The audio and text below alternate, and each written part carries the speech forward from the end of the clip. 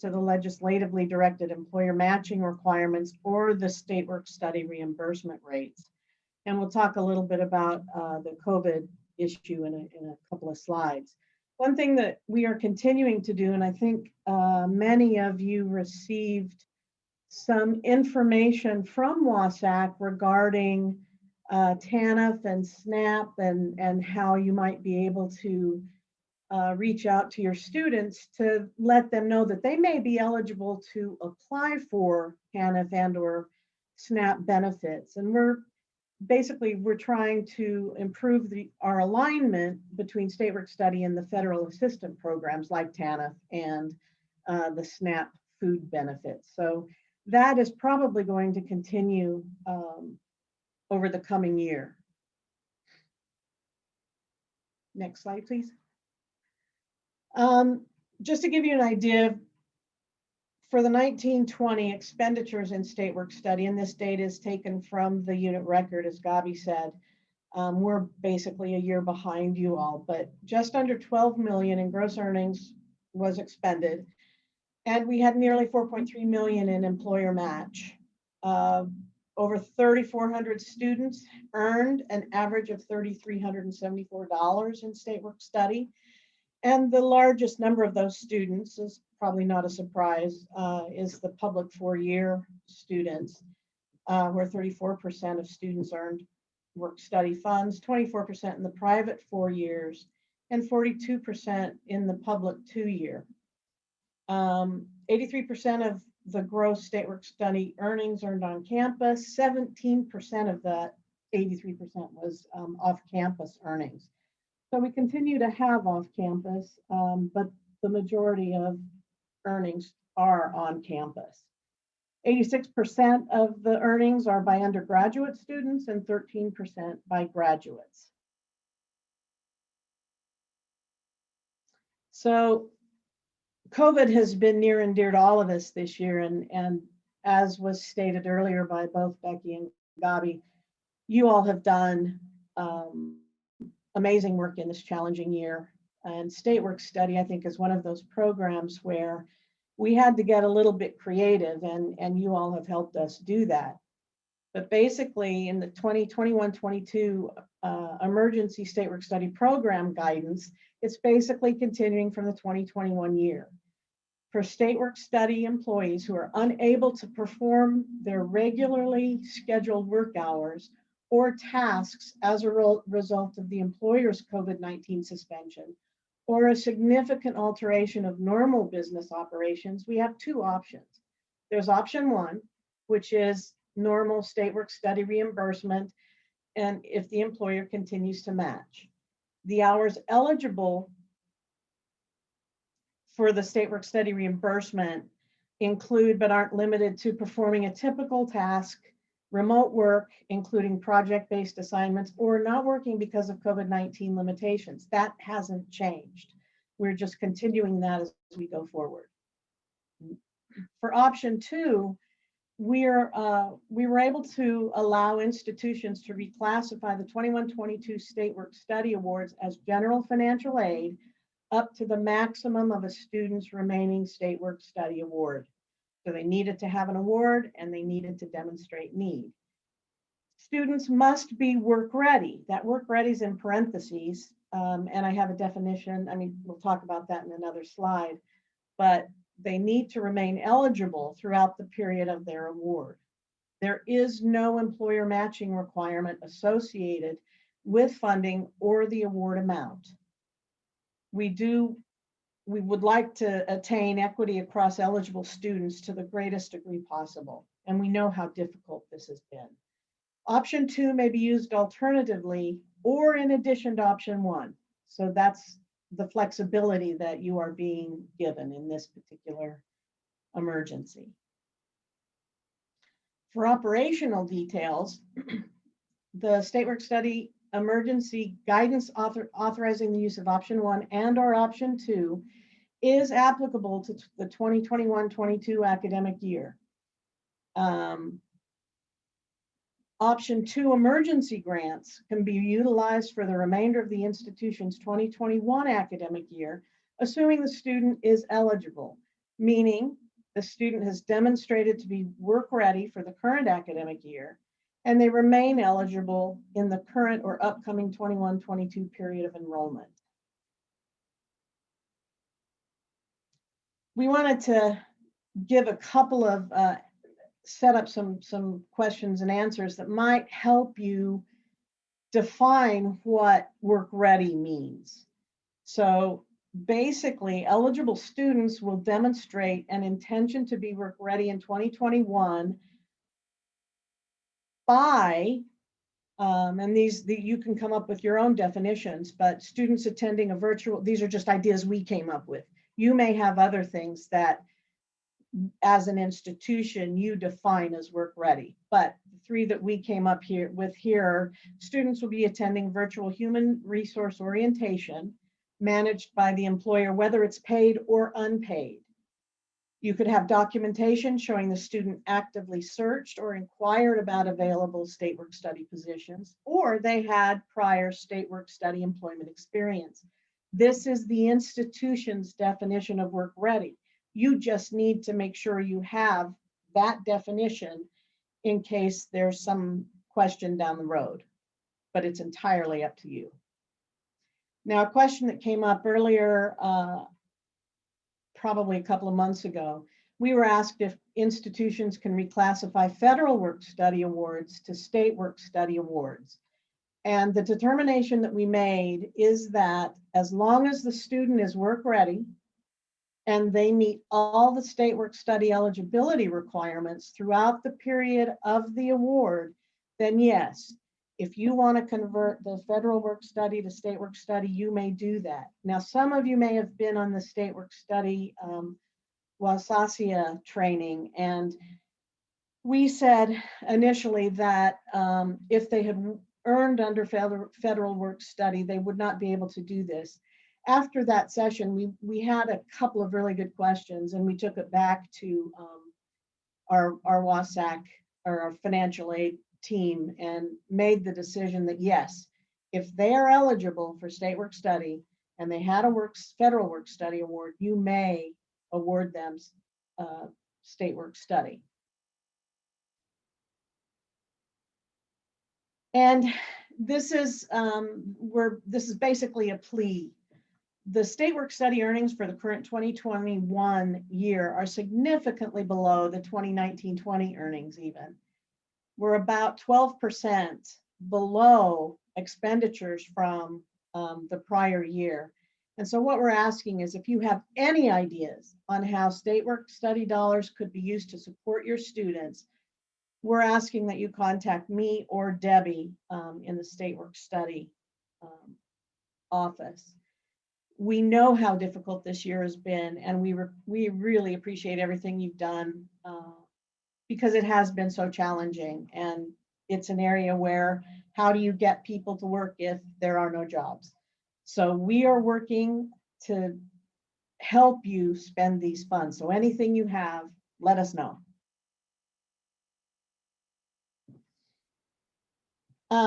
You all, the directors should all have received the renewal email from me. I think I sent them last week to renew your program participation agreements. New for this year, applications are open for the registered apprenticeship programs for folks wanting to participate in the Washington College Grant for Apprenticeship. We do have some apprenticeship programs who have applied. And then pending, we don't have any pending applications for new WCG colleges to participate. They happen periodically. And the applications are open for the registered apprenticeship programs for the Washington College Grant Apprenticeship Program. I see Carla. Superpowers. You do have a question, Marla. If we have students we identify as work ready by inquiring about state work study jobs, do they have to fill out all the employment paperwork? Oh, that's a really good question. And Becky came on. I don't know the answer to that. No, they don't need to fill out any employment paperwork if they're not earning wages. Phew. Thanks, Becky. Any others, Carla? Anytime, Marla. Yes. We have a student in a state work study position who recently quit. We were counting on him spending all of his award. By quitting, it's leaving unmet need in his account. Can we finish his award through option 2?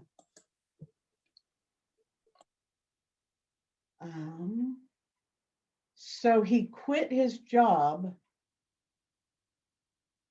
And I'm assuming he's still enrolled, right? Assuming so, but it does not say. Yes to both. She just answered. Yes to both. Becky said yes to both. No. Oh, yes, he's enrolled, and you didn't. Okay. You can see these are all new questions, honestly. I would say that the guidance applies that either option can be used, including either option or within a student. So that is your discretion. That is permissible. Thanks, Becky. That was what I was going to say, but I'm glad she said it. She said it better than I did. Okay. Any more, Carla? Okay. Okay. Next slide. So the deadline submission for the participation agreements to be returned is June 15th. We will make renewal determinations for all institutions prior to July 1st.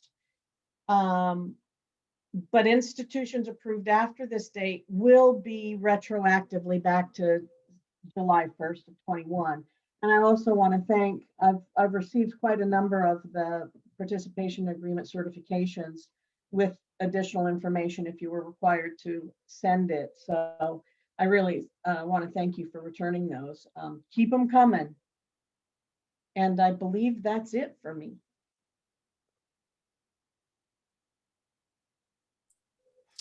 Yeah, I think so. Thanks so much, Marla. I'm kind of going to wrap us up here by talking briefly about a few WSAC initiatives that also, like pretty much everything we do, involves a lot of partnership and some of you involved. So I'm going to do that, and then we are also going to leave a lot, some time. I think we're doing just fine on time in terms of fielding additional questions. So if you have any questions so far, you know, and you haven't put them in the Q&A, do, you know, please feel free and do so. So just a couple quick things on some of the initiatives, some of which you've probably heard us talk about before, and that is that as a state, our FAFSA filing rate compared to other states is very is really trailing. It's a low FAFSA filing rate, which has never really made a lot of sense with kind of, especially compared to other states, a pretty generous state financial aid you know, program. So really trying to rethink about how the support, how we're supporting families and students through that process. So we have a lot of different initiatives kind of within the umbrella of Aim Higher, that it might be a term that you start to hear more about, including, you know, with our college-bound students using you know, text messaging, push kind of with some AI. But one thing that I did want to bring to your attention, and we're so grateful for a lot of leadership by the State Board for Community and Technical Colleges, is really training. The idea is that the FAFSA completion, and I'm saying FAFSA so far because our rate is compared to other states, but I would also say that anytime we're talking about FAFSA completion, we're also talking about WSFA completion. So just the overall term of financial aid application completion. We don't think that support in the completion of financial aid should fall on your shoulders, that that it could really benefit the state for community involvement, for a whole campus approach, for partnership with high schools, and certainly some of this already exists, but also thinking about how you bring that to scale. And so we are offering, some of you have already probably attended a series in which we are doing training to really increase knowledge of the FAFSA and WSFA completion to folks in communities on college campuses and high schools. And that the idea is that we have now kind of a tiered approach in which someone can come to a basics course and learn that, and then come to an advanced course. And then we also are grateful because a lot of colleges that are doing really great strategic work in this area have agreed to present on also strategic ways in which to partner with other folks and really try to increase our financial aid completion rate here as a state. We've talked about this before, but we have this tool, College and Career Compass, that really is for prospective students. It was originally designed for adult learners looking to re-engage in post-secondary, but through the pandemic have also now created a pathway for that high school pathway as well. And so you'll see here, if you haven't taken a look, I encourage you to do so. It's where really trying to care, coach, and connect, including we have a lot of partnerships with you all in which we can pass through this tool some interests of students that are looking at that adult population to re-enroll. And so that is a tool that we hope that you're helping to promote. As a reminder, we now have a student loan education site that can be a resource that you also promote to your students, and our long-standing washboard as another resource. So in the slides, and again, you are going to be receiving a copy of these slides after the presentation. We have our contact information, different mailboxes that are monitored during business hours by multiple staff members. And then as a reminder about our website. So I'm going to do questions because I see Carla coming back on here, but I'm going to leave this slide up that really is showing the sessions to come tomorrow, as well as Monday, on other topics that we hope that you can join us for as well. Carla, what do we have? Just one question as of right now. Is it possible to award state aid and request payments for 2020-2021 after the July 12th final interim report? Carla, you might have to help me answer this. I mean, only if there's an error is typically, I think, what is Carla or Gabi, you tell me what that answer. I'm gonna let you guys, I defer to you. Take it away, Gab. Okay, so if you have any late awarded CBS students, you would need to let us know. The cutoff dates are outlined in the program manual.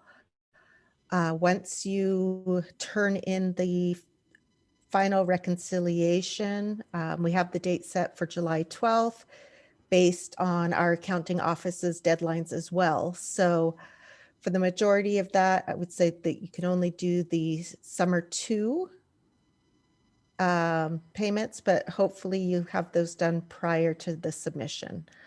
Again, we have a few days after that until our accounting office closes down our systems. So that is why we have the date there.